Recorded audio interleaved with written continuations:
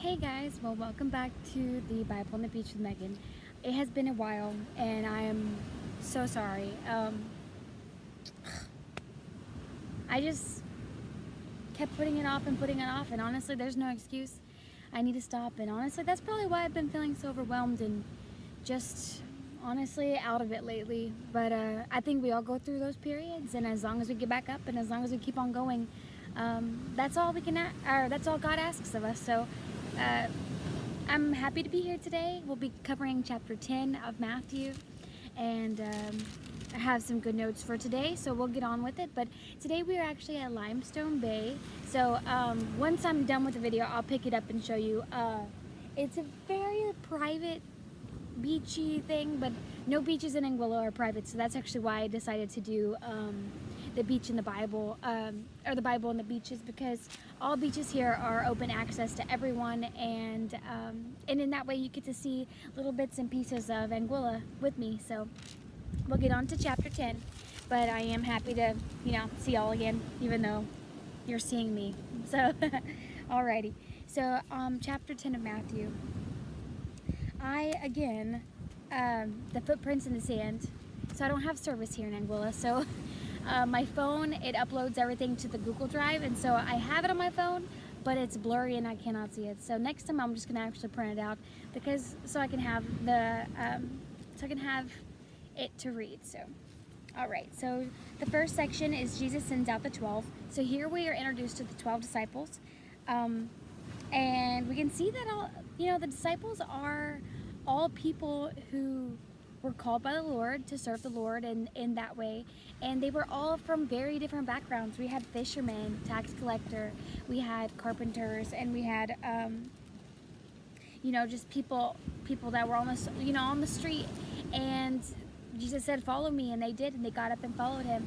And that's what we're called to do as well, because when we never foresee ourselves being saved. I know growing up I didn't understand even what salvation meant. I didn't understand what the whole concept was about being saved. I was like, I get that I get Jesus died for us, but I don't understand what that means to take up my cross and be with him. And so we see the 12 disciples, we see them do that. They gave up everything to follow Jesus, and that's what we have to do too. And sometimes it's hard, because we hold on to things like relationships that may not be good for us. We hold on to monetary value. We value money, and sometimes put that before everything else. And in reality, we have to give up everything to truly follow Christ, because he gave up everything for us, to sacrifice for us, so that we may enter the kingdom of heaven. And so we owe it to him. And honestly, you live such a better life whenever you do give up everything and follow God. All right, so I have a note here at 10:16. So I'm just going to read that for you. Matthew 10:16. "I am sending you out like sheep among wolves.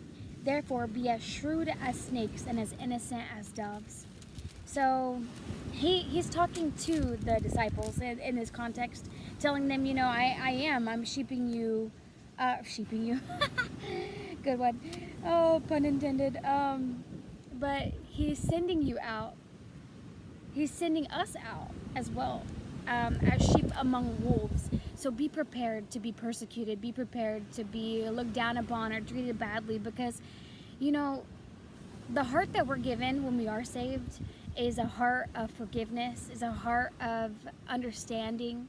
And I always talk to my sisters about this, because sometimes we feel as if we're the only people that feel that way, the only people who forgive in an instant and understand that nobody's perfect, and we aren't. Anyone that's truly saved by the Lord, and anyone who has given their life to Christ, they understand that, and they are compassionate and loving, and they've given it all to him, so they understand forgiveness, because they were forgiven and we are forgiven. So you're not alone in this world. If you feel like you have a kind heart and a compassionate heart, and you feel like you're always taken advantage of, and you feel like that people always put you down, and that you always get the short end of the stick, it's not true. You may suffer now, but you will reap what you sow. So the compassion and the love and the selflessness that you give, it will be returned to you 10 times the amount. And it already has, because Jesus, before we were born, he knew us and he gave his life for us.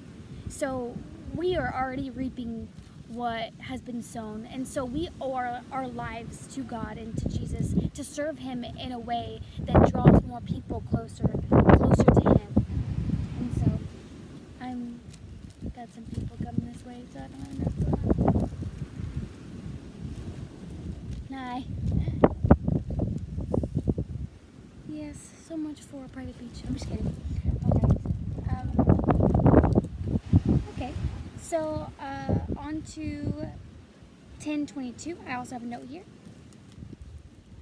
All men will hate you because of me, but he who stands firm to the end will be saved.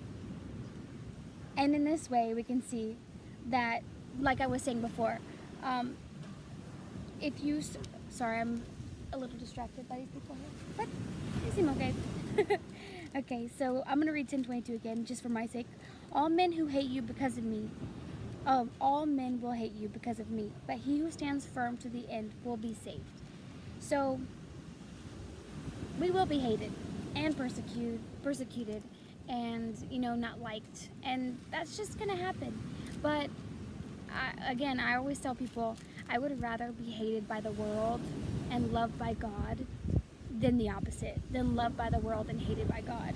And that's just because God's love is real and true and pure, and he doesn't need anything from us. It's completely selfless, and hopefully we can love like that too. Alrighty, and next I have 10:26 through 28. Okay. So do not be afraid of them. There is nothing concealed that will not be disclosed, or hidden that will not be made known. What I tell you in the dark, speak in the daylight. What is whispered in your ear, proclaim from the roofs. Do not be afraid of those who will kill the body, but cannot kill a soul. Rather be afraid of the one who can destroy both soul and body in hell. So, like I was saying, I would much rather be loved by God and hated, completely hated by the world, than hated by God, or not loved by God and loved by the world. And this too also is stating, don't, whatever you try to do in private, it will eventually come out into the light. And I tell my siblings all the time, that's kind of how you put, you allow them to understand what's going on, is you tell them God sees all things.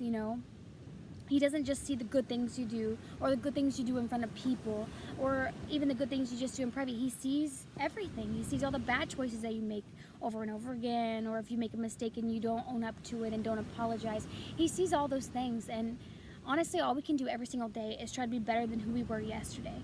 And so if your intentions are pure, and if your intentions are good, and you are more interested in helping other people than helping yourself, and being selfless and having that selfless love, that is all God intends for your life, is because love can cure so many bad things in the world. And if only people would love and have compassion for others, would they really be able to understand what God's love is. And that's my favorite way to show how much God loves me, is by loving others, and by forgiving others, and by showing compassion and kindness, even when people have given me, or have hurt me, or have treated me badly. There's something inside of me that says it's all right, that it says don't retaliate, don't hate them, don't fight back, because in the end, I want to show people the love that God and the love that Jesus have shown me. And the way that I do that is sometimes by turning my cheek, or by, allowing people to treat me badly and still treat them with kindness. And although it's hard to do. And sometimes, I get angry. I say things I don't mean. We all do. But every single day, I try to be better than I was yesterday. And that's all God asks of us. And that's all we should be striving for, is be who you were yesterday. Don't be other people, and don't compare your lives to other people, because we're all here for a different purpose. And so if you can just simply be better than who you were yesterday, that is all life is about. Be better than who you were. Make better decisions. Love people more. Forgive people more. And that is all that we are asked to do. Alrighty. So then, I just have two more verses I would like to read. One is 10:32 through 34.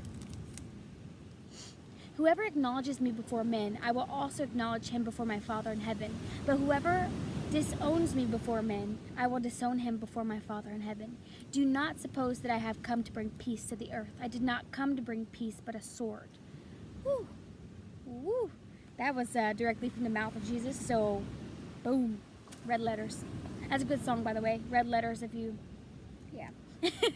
All right, so here we can see that he didn't come to be, hi puppies.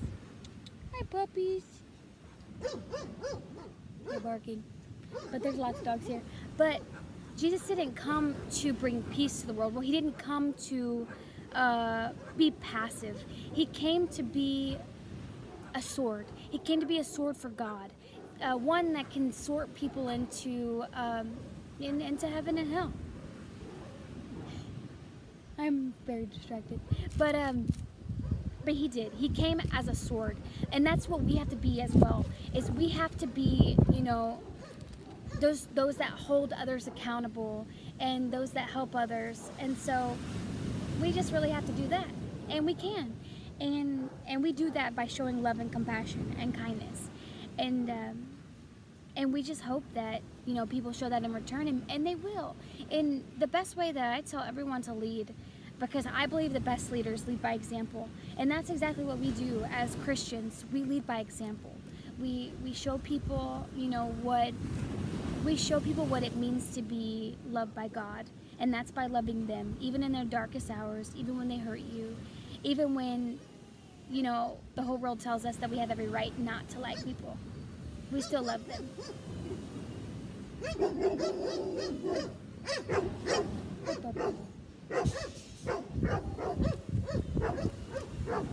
Good doggies. Hey puppies. Hi puppies. This is my friend. I don't know its name. But he's a cute doggy. Okay, last quote is 10:38. And anyone who does not take his cross and follow me is not worthy of me. Whoever finds his life will lose it, and whoever loses his life for my sake will find it. All right. So here, like I said before, the disciples, they picked up, or they were able to pick up their cross and follow Jesus into the life that was meant for them. And that's what we do too. We have to pick up our cross. And yes, I just met this dog today, but he's a very good dog.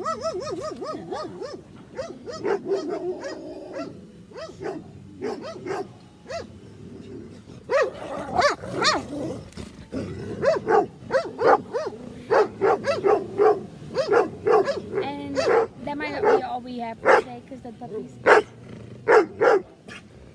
But again, it was nice being with you today on Limestone Bay. And I'll show you the dogs.